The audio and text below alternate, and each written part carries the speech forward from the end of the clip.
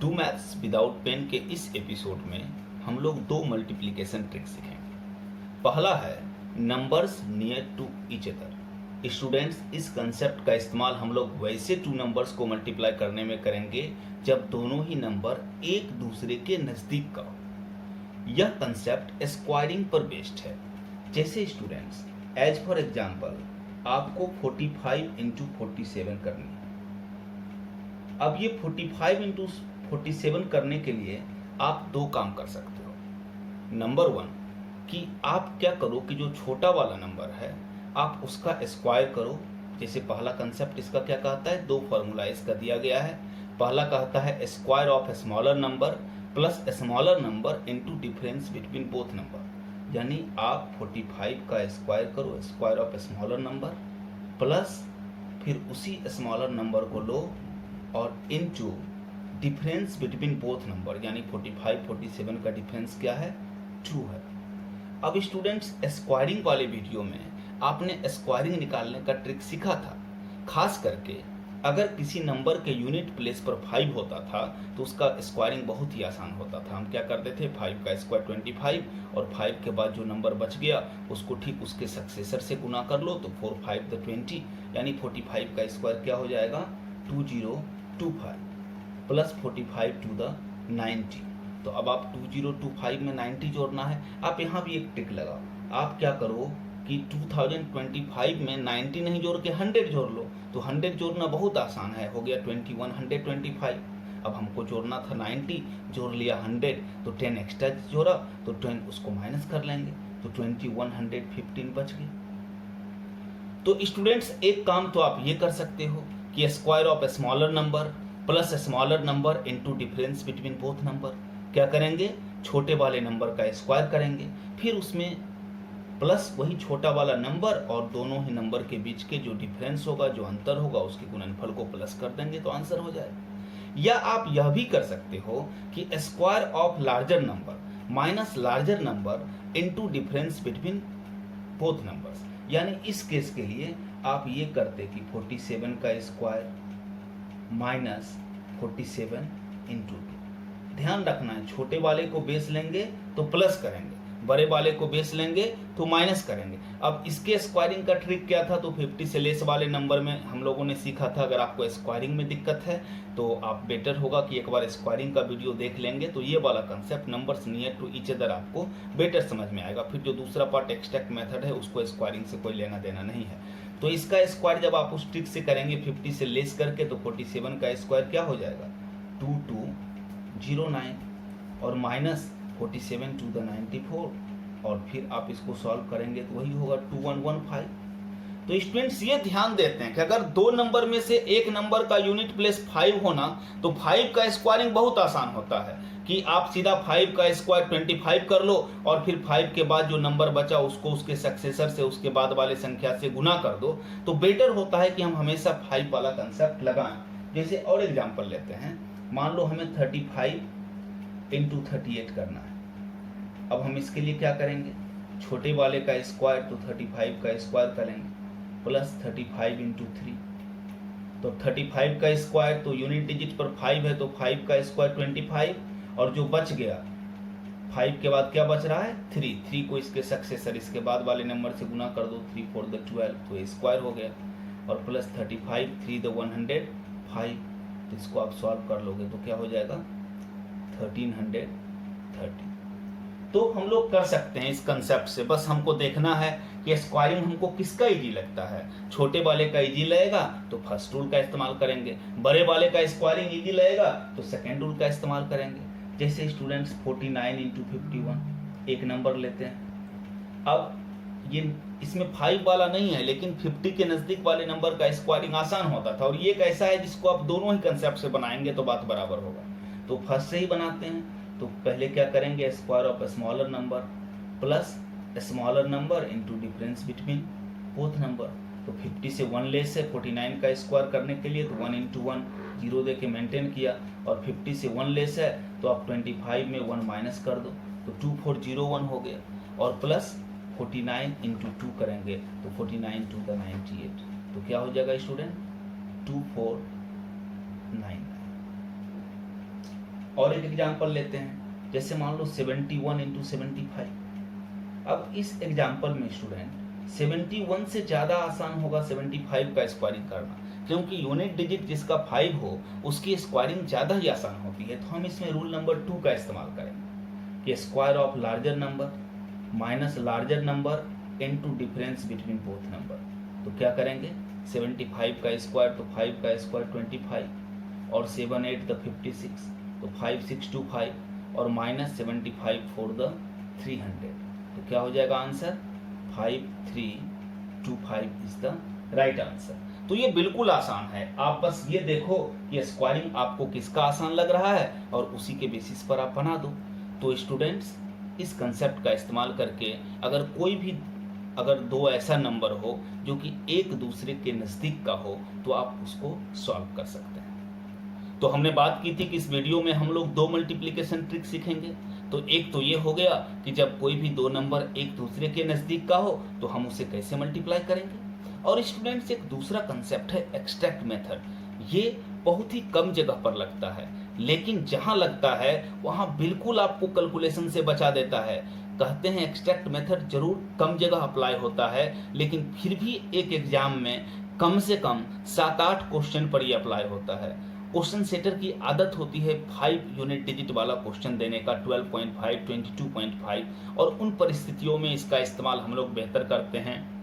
खास करके compound interest, mensuration और डीआई के पाई चार्ट में इसका काफी इस्तेमाल होता है। तो समझेंगे स्टूडेंट, देखो 1 2 और 1 5 को हम अगर कभी मल्टीप्लाई करेंगे तो यह प्रॉपर्टीज है कि 1 0 बनेगा। 2 और 5 का प्रॉपर्टीज है कि 2 और 5 जब कभी भी मिलता है 0 बनाता है। जैसे स्टूडेंट्स अगर हम 2 2 और 2 5 को आपस में मल्टीप्लाई करेंगे तो 2 2 और 2 5 मिलेगा तो 2 0 बनाएगा। चूंकि 1 2 1 5 1 0 बनाता है तो 2 2 2 5 2 0 बनाएगा।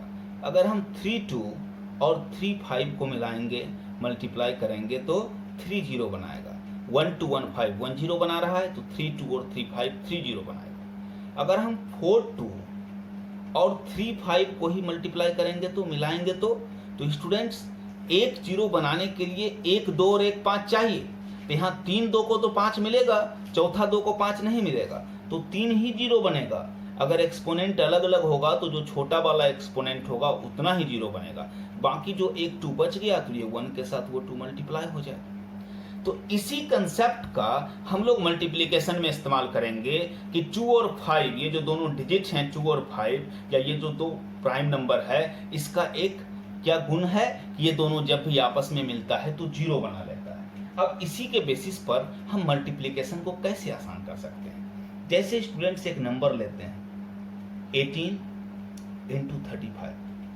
अब 18 इंटू 35 करने के लिए आप चाहे तो क्रिस क्रॉस मल्टीप्लिकेशन ट्रिक में क्रिस क्रॉस अवेलेबल है, या बेस्ड ऑन टेबल्स कंसेप्ट वह भी अवेलेबल है, आप दूसरे वीडियो में देख सकते हैं, उस सब का इस्तेमाल करेंगे। लेकिन उस सब से बहुत ज़्यादा आसान होगा अगर हम इसमें एक्सट्रैक्ट मेथड लगाएं। एक्सट्रैक्ट मेथड क्या कहता है कि दोनों तरफ से इक्वल नंबर ऑफ 2 और 5 को आप छांटिए। जैसे आप देखिए 18 में 5 तो नहीं निकल सकता है, लेकिन 2 निकल सकता है। तो 18 से अगर हम 2 निकाल लें तो क्या बचेगा, 9 बचेगा, यानी 2 इंटू 9 लिख सकते हैं। उसी तरह 35 से 5 निकाल लेंगे तो क्या बचेगा, 7 बचेगा। स्टूडेंट्स 1 2 और 1 5 मिल करके 1 0 बना लिया। 2 और 5 का कंसेप्ट है कि 2 और 5 जब भी मिलेगा, इसका गुण है कि 2 और 5 मिल करके 0 बना लेगा।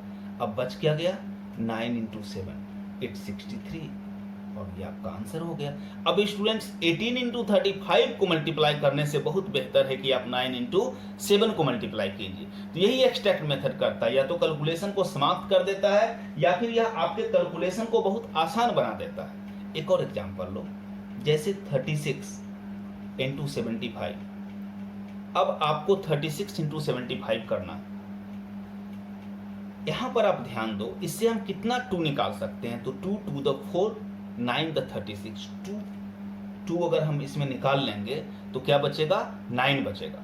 उसी तरह से यहाँ से अगर हम 2 5 निकाल लेंगे, 5 5 द 25, तो क्या बचेगा, 25 3 द 75, 3 बचेगा।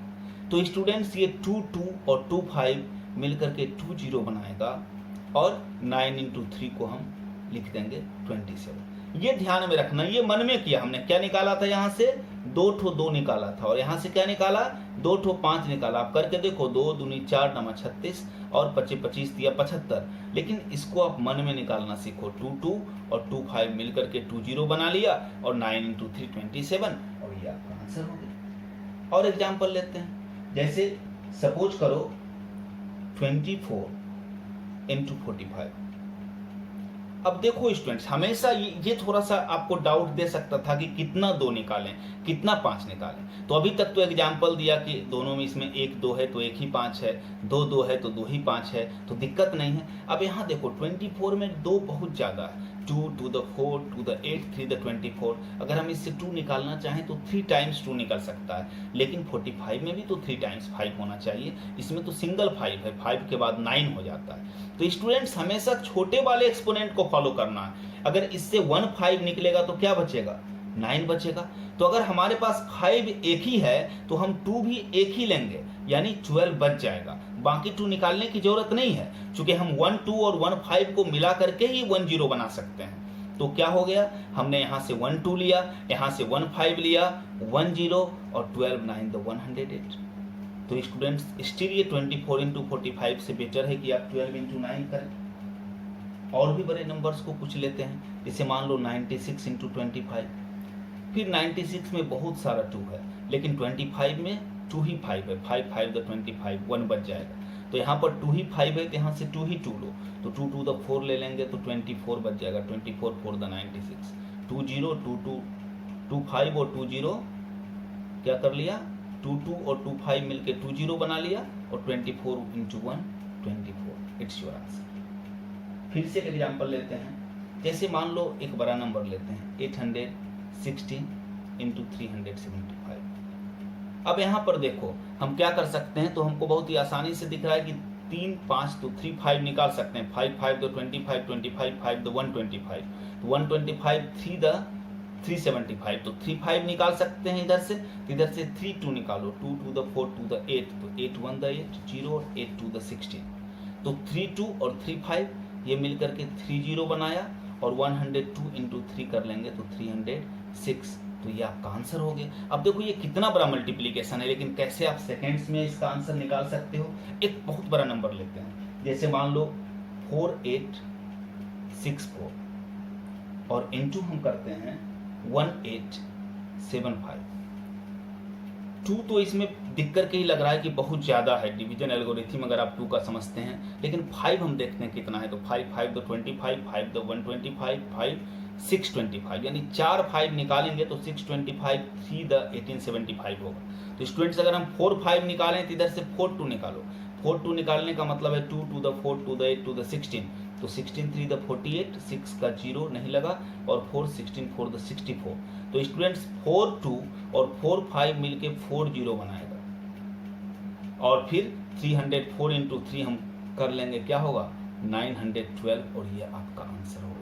तो students compound interest, mensuration, pie chart, DI का जो पाई चार्ट है, ये सब कुछ ऐसा टॉपिक है जहां की एक्सट्रैक्ट मेथड बहुत ज़्यादा इस्तेमाल होता है। अगर आप वहां पर इसका इस्तेमाल करेंगे, और आप देख रहे हैं कि समय को कितना बचाता है, तो उम्मीद है कि आप इस कंसेप्ट को अपने एग्जामिनेशन में इस्तेमाल करेंगे। चाहे numbers near to each other हो या एक्सट्रैक्ट मेथड हो, दोनों ही कमाल का मेथड है। दोनों ही एग्जामिनेशन में आपके समय को काफ़ी बचा सकता है। Thank you.